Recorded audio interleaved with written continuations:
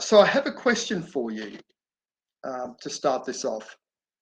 How many rational decisions do you make when it comes to purchasing a product or service? I mean, we're all rational, aren't we? You know, if we weren't rational, how would we possibly make it through the day? Well, I want to propose a slightly different scenario to you. And this relates to marketing because, like I said in the beginning, we don't pay with our wallets. We don't pay with clicking on our mouse. That's how we manifest our thoughts. And so we need to get back to thinking about the psychology. And I'm going to throw a little bit of a spanner in the works and show you how we're not as rational as what we may think we are when it comes to purchasing products and services. Now, for the younger generation here, you're going to think, what is this? But for the older generation here, you'll know that this is probably the coolest video game ever created, Pac-Man. And yeah, I'm a bit of a video game nerd, but I'm using Pac-Man as a way to share with you a point around the difference between logic and emotion.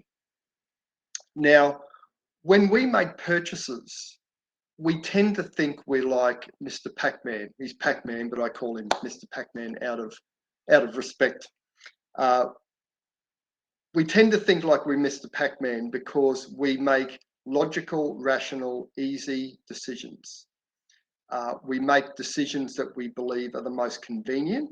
So we purchase our products and services a bit like, well, we believe we purchase our products and services a bit like Mr. Pac-Man is chomping on the pellets. And so when we ask or research customers about why they buy our products and services, we tend to get answers like affordable, functional, convenient. But that's what we're thinking about on a conscious level. There's actually more going on, which I want to talk through.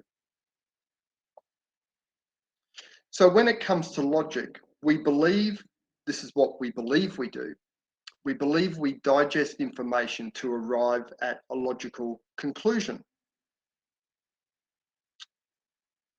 We believe that logical conclusion must be right because, well, we came up with it. So how could it be wrong?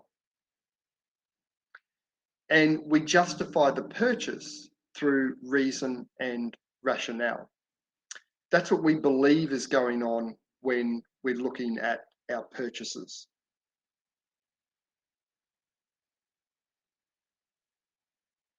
So I want to share with you a study that a gentleman called Professor Gerald Zaltman, he's a Harvard professor, and he authored a book called Marketing Metaphoria, which looks at how the subconscious mind plays a role in our purchasing decisions.